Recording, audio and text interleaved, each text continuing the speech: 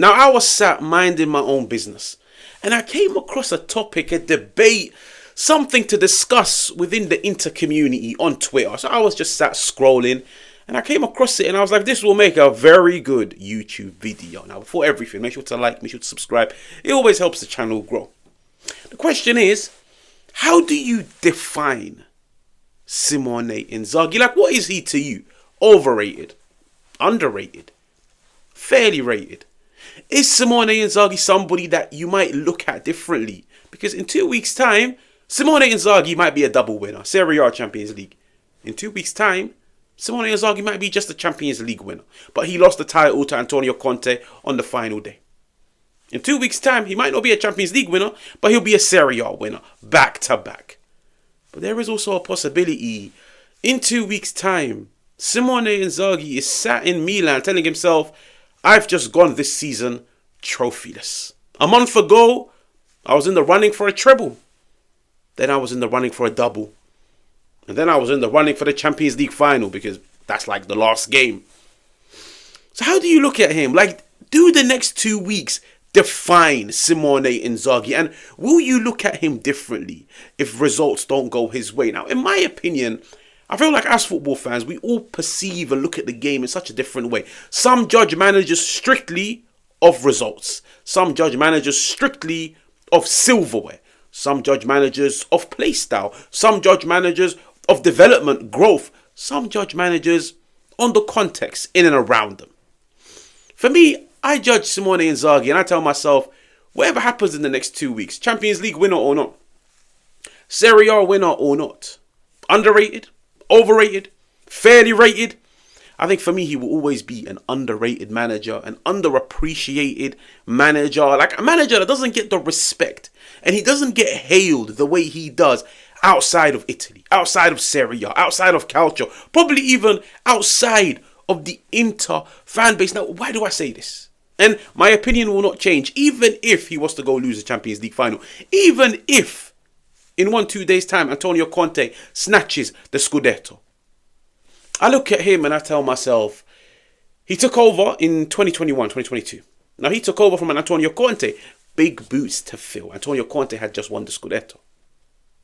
He takes over in his first season. He comes second. Yes, he inherited a squad that had won the Scudetto the season prior. Finishes second in his first season at a big club like Inter. He plays a completely different way to Antonio Conte. So now he has to walk in, reprogram the players, rewire them, remold them, get them to play by his principles.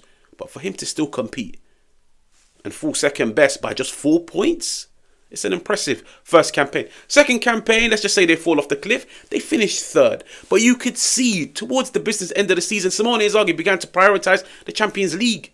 For Simone Inzaghi to reach the Champions League final in his second season at Inter, to go toe-to-toe with Manchester City, Pep Guardiola's open checkbook, it's impressive. And I'll be honest with you guys, on that final, if we turned around and said, for that one final alone, we are going to judge it off performance rather than output/goals, Inter win it. Inter went toe-to-toe. They looked a far better team. They had the far better opportunities. The only thing that was missing was that extra bit of quality. That extra bit of squad depth to have game changers off the bench. Something Pep Guardiola has the luxury to. Because it's an open checkbook at Manchester City. They can sign whoever they want. That isn't the case. And that's why I said, sometimes you need to look at it with context. He hasn't walked into an Inter team. Yes, he's inherited a good team. Yes, he's had some very, very, very good free agent signings. There are some players that were full of promise that he developed and he grew. Like you look at, for example, Marcus Thuram, a free agent from watching Gladbach. He's now one of the most feared number 9s in the Serie A under Simone Inzaghi. You look at Çalhanoğlu. This dude was a number 10 at Bayer Leverkusen, at Milan. But under Simone Inzaghi, he's a regista. One of the best number 6s in the current game. You look at the development and the growth of somebody like Bastoni, Barella, Lautaro Martinez, DeMarco. Like, the list goes on. If somebody was to turn around and say to you, in April, okay, in April, so just a month ago, only 3 teams in the world would be competing for a treble. One of them is open checkbook PSG. They've got all the money. They can sign whoever they want. They've got the squad depth. They can pay X amount for any player in the world. You'd say It's understandable. It's PSG. They've got the money. Okay, fair enough.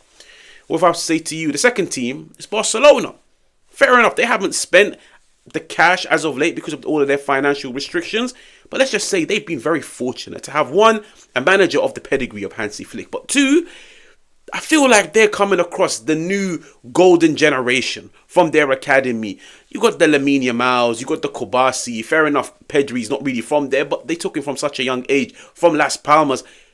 Very fortunate to have an amazing academy. And they still spend money and they have an amazing coach. You turn around and say, fair enough, it's Barcelona. What if I was to turn around and say to you guys, in April, the third team that was in the running for a treble was a team with the highest average age in Europe.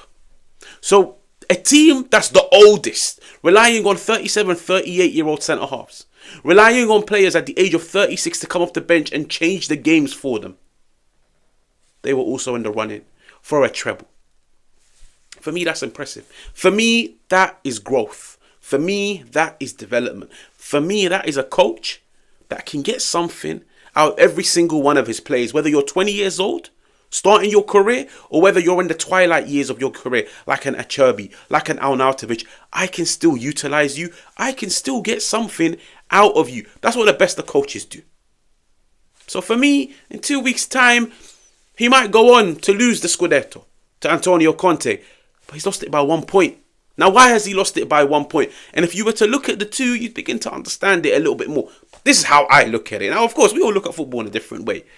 Why are Inter 1 point behind Napoli? And why are they going into game week 38 of the Serie A as underdogs, as the team that are most likely to miss out on the Scudetto? It's because 1 or 2 or 3 weeks ago, they were in a position where they had to prioritize. They had the Coppa Italia game, followed by a Serie A game, followed by a Champions League game.